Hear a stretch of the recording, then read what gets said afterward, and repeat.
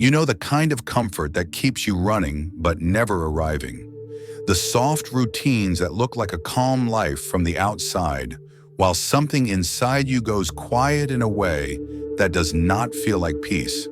The same chair, the same shows, the same conversations that never touch anything real. The food that takes the edge off, the harmless scrolling that steals whole evenings.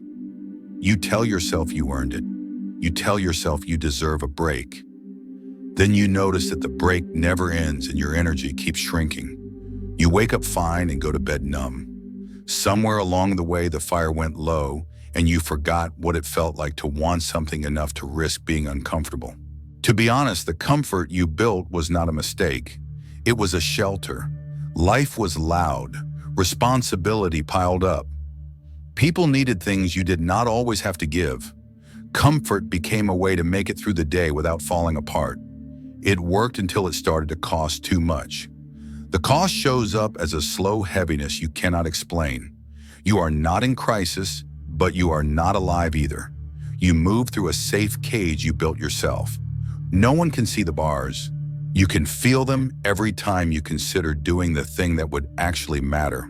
There is a unique ache that comes from keeping your life small enough to avoid pain. You avoid conflict and end up resentful. You avoid risk and end up jealous of people who try. You avoid grief and end up unable to feel joy. The body tells the truth before the mind admits it. Your breath is shallow, your jaw is tight, your shoulders live near your ears. You call it tired. It is more than tired.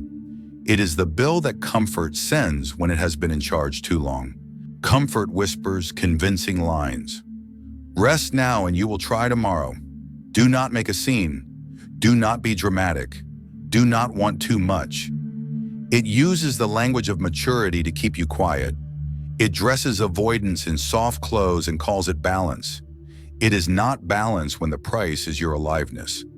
It is not balance when you edit yourself down until you fit a life that no longer fits you. The harsh truth is that the habits that once protected you are now eating you in slow motion. Most psychologists will not tell you this without patting it first. Your nervous system learns from what you actually do, not from what you promise to do. If you keep choosing the easier path when it matters most, your body gets the message that you cannot handle activation. It will steer you away from anything that raises your pulse. It will keep you safe and half asleep.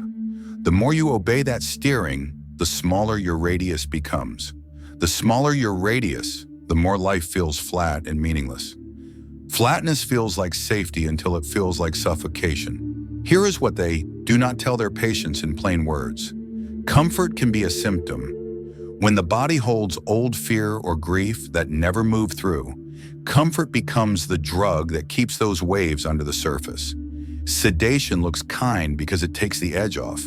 It also freezes the very energy that needs to move so you can feel alive again. That is why the same night routine that once soothed you now feels like a trap. That is why the weekend that used to refuel you now leaves you empty. Your system is not asking for more treats. It is asking for contact with what is real.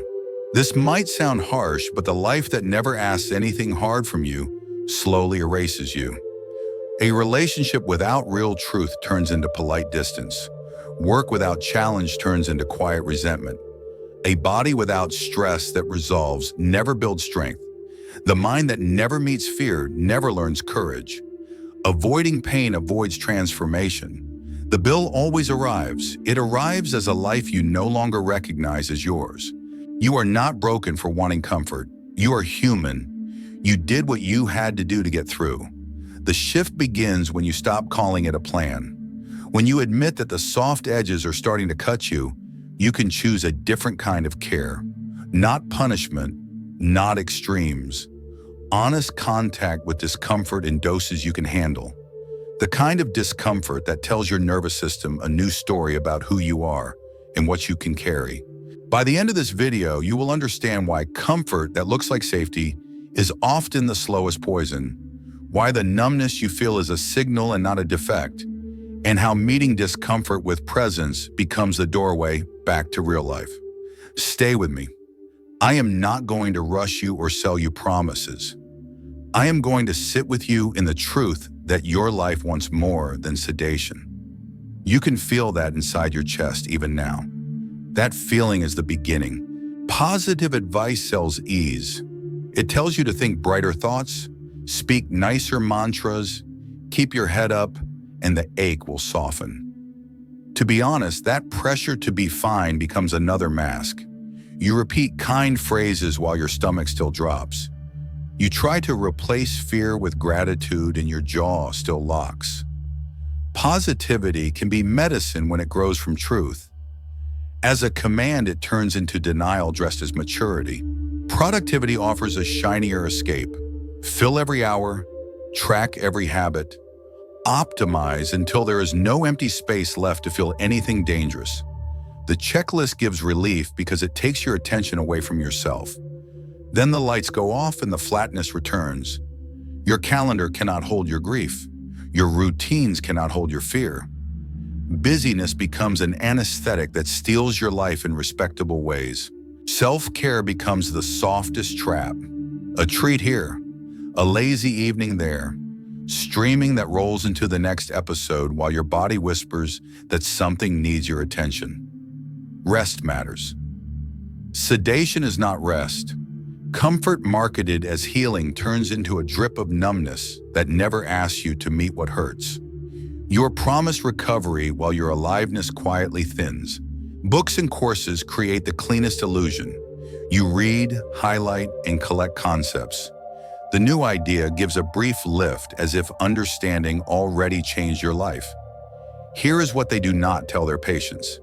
Insight without sensation does not transform. Understanding is a map. The body is the terrain. If you stay in your head only, you become a librarian of healing instead of a participant. I say this with compassion because many of us did it for years. Therapy can also become a way to stay at a safe distance. Talking about pain is not the same as touching it. Sessions turn into weekly performances where you sound thoughtful and stable while never letting your nervous system shake. Some helpers unintentionally rescue you from your own anger or grief because they want you to feel better quickly. Most psychologists will not tell you this plainly. Comfort given too soon freezes the very energy that must move for you to feel alive again. The convenience industry tells you that less friction means a better life. Groceries at the door, entertainment on demand, social contact through a screen. Your brain learns to expect ease and calls anything else a threat.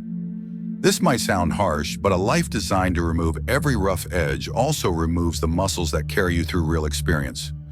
Without small daily challenges, resilience thins. Fragility puts on a polished face and calls itself balance. Boundaries get confused with walls. You withdraw and call it self-respect. You say yes while hoping they read your hidden number. You keep the peace by pleasing and then resent the people you are pleasing. Comfort as conflict avoidance protects you from short discomfort and taxes you with long disconnection. A boundary protects connection by telling the truth. A wall protects avoidance by keeping everyone from reaching you, including you. Control feels like safety. You plan, regulate, and anticipate every variable. Responsibility looks noble. Underneath is an old fear that if you soften, everything will fall apart. So you set standards no human can meet and punish yourself for not meeting them.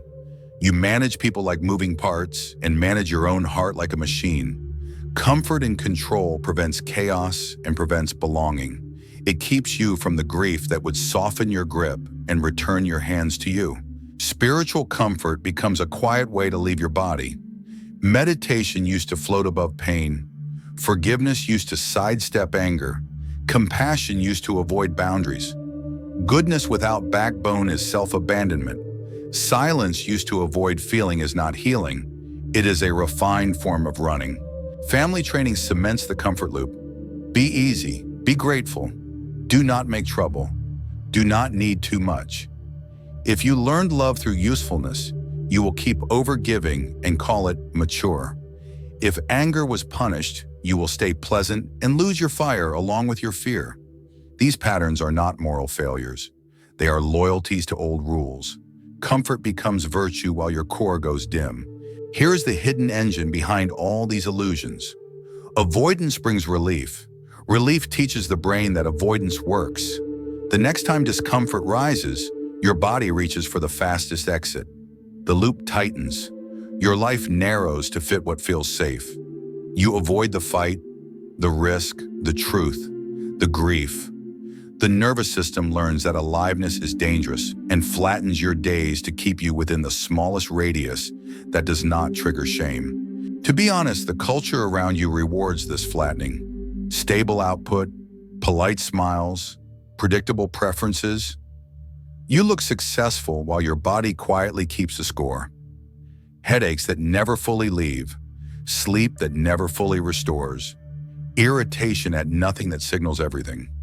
The system calls this normal. Your cells call it surrender. Here is what they do not tell their patients in clear language. Comfort is often a pact with the inner critic. Stay small and you will not be shamed. Do not try and you will not fail. Do not want and you will not lose. The cost of that pact is your capacity. The critic keeps you safe from humiliation and safe from joy. The price is your life. Not everyone is ready to hear this. Comfort is not the friend you think it is. It is the slowest poison served with a smile. Relief now and emptiness later. Ease now and a hollowed self later. You have done almost everything right according to the rules you were given. The rules were wrong for the life you want. But there is something even scarier than comfort, and we will get to that soon. You feel the cost of ease in your bones. The nights that dull instead of restore. The days that repeat without touching anything real. The small choices that keep you safe and keep you shrinking. To be honest, this recognition hurts because it touches the quiet deal you made with comfort to avoid pain. Stay with that ache. It means the truth is landing and the old spell is cracking. If these words resonate, subscribe to the channel. More people need to hear the truth they're being denied. Your subscription is not decoration. It pushes this message toward those sitting in the same polite numbness, telling themselves they are fine while their life gets smaller. It tells the ones who are ready that we will not sell quick fixes or worship balance that equals sedation. It tells the nervous systems that are tired of soft escapes that there is another path. Stay with me. We are going to name the mechanism that keeps comfort in charge and show how deliberate discomfort becomes a doorway back to strength. Comfort grows when the parts of you that want aliveness are pushed into the shadow. To be honest, shadow is simpler than it sounds. It is every feeling and impulse you learned to hide so you could belong. Anger that was punished, desire that was shamed, tenderness that was mocked, power that triggered other people's fear. You did not delete these forces, you stored them out of sight. Comfort keeps the storage room locked. It tells you that life goes smoother when nothing strong tries to come out. It is smoother on the surface and more costly underneath. Depth psychology explains that these exiled pieces do not stay quiet forever. They cluster into living knots that carry memory, emotion, and meaning. Call them complexes. A perfection knot forms around the terror of being rejected for mistakes. A caretaking knot forms around the belief that love must be earned by usefulness. A control knot forms around the fear that the world will collapse if you soften. When life touches one of these knots, it takes over the room inside you. Suddenly you talk, choose, and even breathe as if that knot is the whole of you. Comfort tries to prevent those touches. It removes friction so the knots do not light up. The price is that nothing new is allowed to happen. Freud gave us a simple lens. The pleasure principle pushes towards short relief. The reality principle tries to balance relief with long life. Comfort hijacks the pleasure principle and convinces you that short relief is the highest good. You choose the couch over the hard conversation. You choose the familiar job over the stretch that scares you. You choose the safe silence over the truth that could reset a relationship. The brain learns through repetition, relief arrives, and the system remembers. It reaches for the same exit next time. Each round shrinks your range. The range shrinks enough and you start to mistake numbness for peace. Repression is the mind's way of bearing what feels unbearable. Here is what they do not tell their patients in plain words. Repression does not erase the content, it only buries it. Buried fear becomes an over-tidy life where a single unexpected change causes panic. Buried anger becomes tight politeness that leaks as sarcasm or sudden explosions. Buried grief becomes a flatness that coffee cannot lift and vacations cannot touch. Comfort is the sealant poured over the buried material. It keeps the surface smooth while the pressure grows below. Jung named the mask you wear to navigate the world the persona. The persona is not fake. It is the tool that helps you function. Trouble starts when the persona forgets it is a tool and claims to be you. The competent one, the agreeable one, the independent one who needs no one. Comfort protects the mask and feeds it. It says keep the image and nothing risky will threaten you. The part of you that wants to create, to confront, to love honestly begins to starve. You feel that starvation as boredom that never ends and as irritation at people who still risk. Archetypes shape this inner theater. The orphan longs for safety and avoids risk. The warrior seeks challenge and builds courage. The lover longs for depth and contact. The sovereign sets direction and holds boundaries. When comfort rules, the orphan governs the house, the warrior retires, the lover goes quiet, the sovereign becomes a manager of small routines instead of a leader. Not everyone is ready to hear this. The imbalance feels calm until you realize calm has become absence. Bringing back the exiled archetypes requires discomfort. Courage only exists in the presence of fear. Depth only appears when you risk being seen. Direction only solidifies when you say no and accept the cost. The body records all of this more faithfully than the mind. Trauma is not only a past story. Trauma is unspent energy still stored in your tissues. The heart that learned to race never fully settles. The throat that learned to shut never fully opens. The muscles that learn to brace never fully release. Comfort lowers stimulation in the short term, which feels kind. In the long term, it prevents completion. Energy that never finishes moving becomes symptoms. Headaches without clear cause. Fatigue that sleep cannot fix. Irritation at small things that signals large things. The system is asking for movement and contact. Comfort answers with sedation. Sedation delays relief by freezing what must flow. Your nervous system also learns meanings. If you avoid a hard conversation, your body learns that truth equals danger. If you skip the gym for the third week, your body learns that exertion equals threat. If you soothe every wave with sugar, screens, or soft excuses, your body learns that feeling equals flood. Most psychologists will not tell you this so directly. The body trusts what you practice. When you practice avoidance, you teach fragility. When you practice small, safe doses of discomfort, you teach strength. No speech replaces this lesson. Experience rewires what theory cannot touch. Family programs keep the comfort loop running. Do not upset anyone. Be grateful and low maintenance. Keep the peace even if it costs you. If closeness once depended on usefulness, you will keep serving until resentment rots your love. If anger was punished, you will keep smiling while your boundaries crumble. If need was mocked, you will keep performing independence while starving for help. The adult mind calls this maturity. The body calls it exile. Comfort helps you comply with the old rules. Discomfort is the only force strong enough to break loyalty to scripts that harm you now. The inner critic polices the whole system.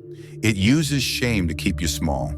Do not try, do not want, do not fail. Comfort is the critic's favorite ally. Stay here and no one will see you. Stay here and no one will judge you. To be honest, this pact feels safe and ends in hollowness. Shame is loudest when you reach for something you care about. If you never reach, shame stays quiet while your life slowly disappears.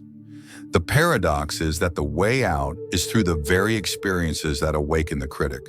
Stretch, be seen, tell the truth, and let the waves come.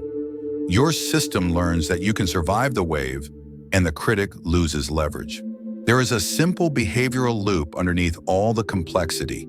You meet discomfort. You choose the fastest relief. Relief rewards the choice. The reward makes the choice more likely next time.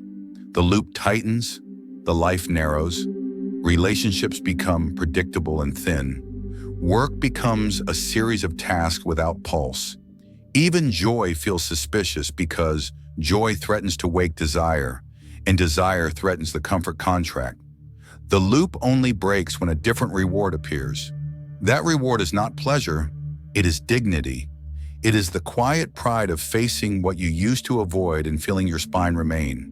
Mechanisms of change follow the same simplicity. The nervous system expands by exposure to challenge that is real and safe enough. Depth psychology calls this integration. You meet an exiled part without acting it out and without pushing it away. You let a small wave of fear move and you stay. You speak a boundary and remain in your body. You choose an honest effort that raises your pulse and you complete it. The message to your system is clear. Aliveness is survivable. Capacity grows inch by inch. The inches compound.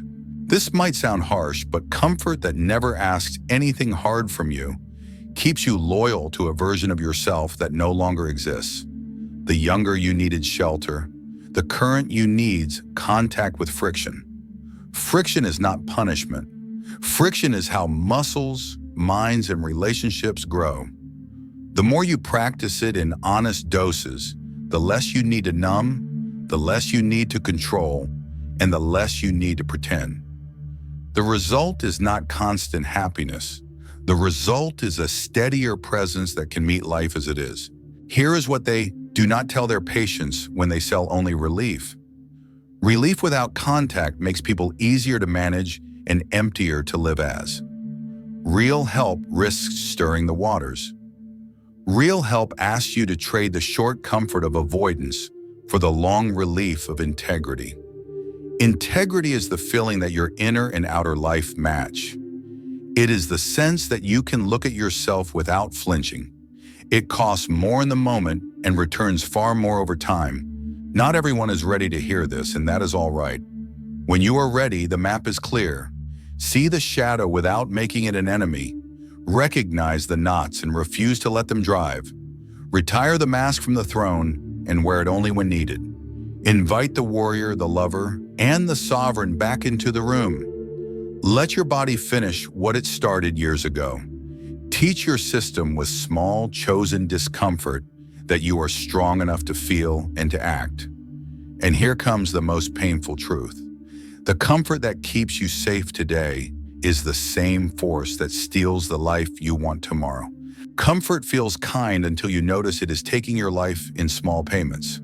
The payments look harmless. One more easy evening, one more deferral of the hard talk, one more month of staying where you do not grow because the room feels familiar. To be honest, comfort hides its cost by charging slowly. You only see the bill when the mirror shows a person who has not chosen anything real in too long. The first place the cost shows up is desire. Desire does not die with a bang. It fades. You stop wanting what would ask something of you. You call it maturity, and your body calls it surrender. The spark that used to pull you toward risk grows dim. Without desire, routine becomes religion. You keep the rules and lose the pulse. The day looks fine and tastes like cardboard. The next place the cost shows up is love. You choose partners who keep you comfortable and end up feeling unseen. You keep the peace and collect resentment like interest. You trade honesty for harmony and then wonder why the connection feels thin. The truth is simple and not easy. Love cannot breathe in a room where nothing real is allowed to happen. Comfort smooths every edge until intimacy has nothing to grip. Power gets distorted too. Control masquerades as leadership while fear drives the wheel. You set standards no one can meet and punish yourself for being human. You avoid the projects that scare you and work twice as hard on the ones that do not matter. Most psychologists will not tell you this in a single sentence. Comfort turns power into management of anxiety. Real power requires contact with volatility in manageable doses. Without that contact, your strength never learns what it is for. Comfort also feeds addictions that look respectable. The addiction to certainty, the addiction to being the reliable one, the addiction to not needing anything from anyone. These identities deliver a steady hit of safety and strip you of nourishment. Here is what they do not tell their patients. Identity can sedate as effectively as any substance. When you stop feeding the identity, a craving rises. That craving is not a sign you are failing. It is the withdrawal that precedes freedom. Your body keeps the score with brutal honesty. Sleep restores less. Food soothes more and satisfies less. Small tasks feel heavy because they brush against the truth you are avoiding. Headaches, tight jaws, shallow breaths become a language you do not want to translate. Comfort promises ease and delivers symptoms. Discomfort, chosen with care, does the opposite. It produces stress that completes and capacity that lasts. This might sound harsh, but comfort is not protection when it becomes a rule. It is self-abandonment on a delay. Every time you avoid the hard thing that would realign your life, you teach your nervous system that you cannot handle your own truth. The system listens. It narrows your world to keep you safe. Safety without aliveness is a slow death. Not everyone is ready to hear this. The safest version of you is often the one most disconnected from what makes you feel like yourself. The boldness you admire in others is not a trait they were given. It is the residue of many moments where they stayed with discomfort long enough to let it change them. Courage is not a mood. Courage is a muscle built by friction. Here comes the turn you have been avoiding. The relief you want sits on the far side of the feeling you least want to feel. The path back to yourself will ask for honest strain, for truthful conversations, for boundaries that shake your hands, for efforts that raise your pulse. The body learns that feeling does not equal danger. The mind learns that fear does not equal stop. The life that went dim begins to glow. And here comes the most painful truth. Comfort that never asks anything hard from you is the quietest way to lose yourself. And the only way back is through the very discomfort you were trained to avoid. Most tools sound impressive until you try them on a tired evening, and the old pull toward ease drags you back to the couch. To be honest, the only practices that change a life are the ones your body can do when it is afraid or numb. Think of these as small, deliberate doses of friction that teach your system a new story about who you are. None of this replaces real support. If waves of panic or collapse feel unmanageable, bring in a steady professional who can move at your nervous system's pace. Begin with chosen discomfort that you can repeat. Sit in plain silence long enough to feel the first strong urge to escape, then stay a little longer. That extra time is where wiring shifts.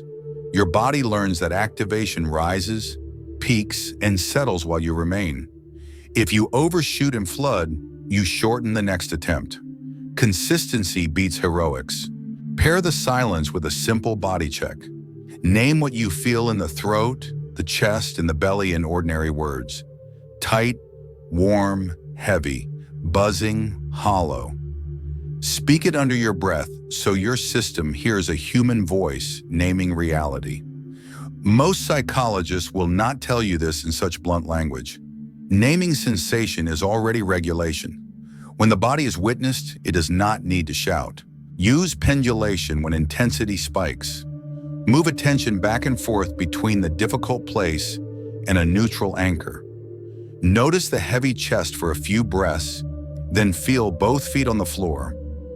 Return to the chest, then return to the feet. Back and forth like a tide. Your system learns range instead of trap. Use titration to avoid overwhelm. Take the feeling in sips instead of swallowing the entire bottle. Allow grief or fear for a handful of breaths, then orient to the room by naming a few ordinary details. A window frame, a cup, a shadow line on the wall. Repeat as needed. The goal is not catharsis, the goal is capacity. Replace comfort rituals with effort rituals that end in completion. Choose a brief physical task that raises your pulse and finishes. A brisk walk up the hill, a set of slow push movements against a wall, a short stretch sequence that meets mild discomfort and resolves. Your system records the arc from activation to relief and begins to trust exertion again. Completion rewires what theory cannot touch. Practice micro-boundaries every day. A micro-boundary is a small, clear no that protects connection. I can talk tomorrow, not tonight. I will join for an hour, not the whole evening. I can help with planning, not with execution. Say it in one sentence without apology. Your hands may shake at first. That shake is the sound of old rules loosening. Train truth in relationships so comfort stops running the show. Speak from inside your skin. Here is what happened in my body when that occurred. Here is the story my mind made. Here is what I need to stay open. These lines remove blame while refusing self-abandonment. They also reveal who can meet you. If someone repeatedly punishes your truth, your body will tell you. Believe it. Reclaim anger and grief without harm. Press your palms into a wall and exhale with sound while your legs push. Twist a towel and let the jaw unclench. Beat a pillow with open hands for the length of a chorus while saying what never got said. Sit with a song that opens the chest and let tears come in waves. This is not drama. This is completion. The charge that could not move then is allowed to move now. Run a shadow integration ritual once a week. Pick one trait you exiled in the name of being easy to live with. Anger, need, ambition, pleasure, sensitivity. Write one cost of banishing it and one gift it brings when owned. Anger protects boundaries. Need invites closeness. Ambition builds structures that serve life. Pleasure returns you to aliveness. Say out loud that this trait has a seat at the table now. Seat at the table means expression with responsibility, not repression and not explosion. Reshape your environment so comfort loses its shortcuts. Put the phone in another room during silence. Make the couch less reachable during your effort ritual by preparing shoes and a jacket by the door. Lay out a journal and a pen where the remote used to live. Most psychologists will not tell you this with such emphasis. You do not need more willpower. You need fewer exits. Close the day with a brief reckoning. Speak 2 sentences out loud. One truth your body learned today. One boundary or effort you will choose tomorrow. The spoken word signals your limbic system that someone is here and paying attention. You become the adult you needed. The past begins to relax. Here is what they do not tell their patients in glossy programs. The antidote to destructive comfort is not punishment. The antidote is contact.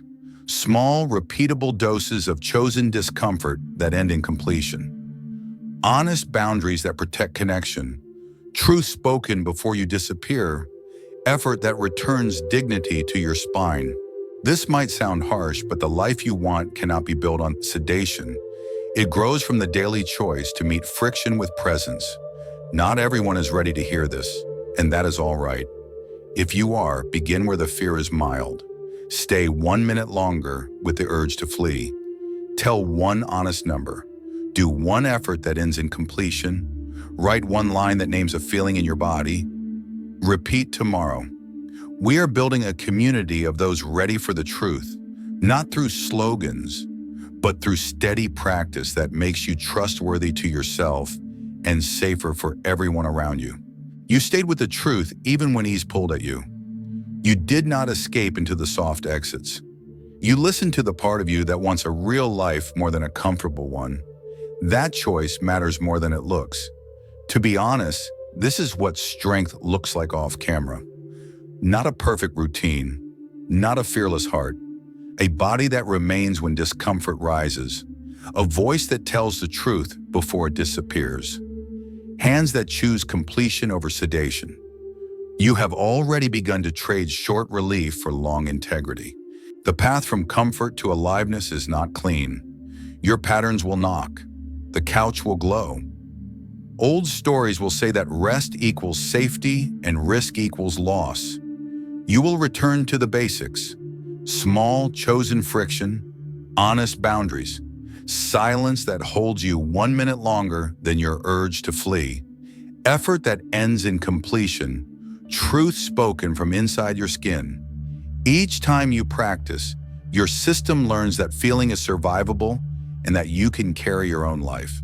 Most psychologists will not tell you this in a single sentence. You do not need to become a different person. You need to stop abandoning the person you already are, the one who can feel a wave and stay, the one who can love without disappearing, the one who can lead without control, the one who can rest without sedation. Comfort will still call. You will hear it and choose contact instead of escape. That is what changes a life. Not everyone is ready to hear this. We are building a space for those who are. A place where we do not shame the parts that hurt. A place where anger, grief, need, and desire become signals instead of sins. A place where we practice discomfort in honest doses until strength becomes quiet and trustworthy. Your presence here makes that possible.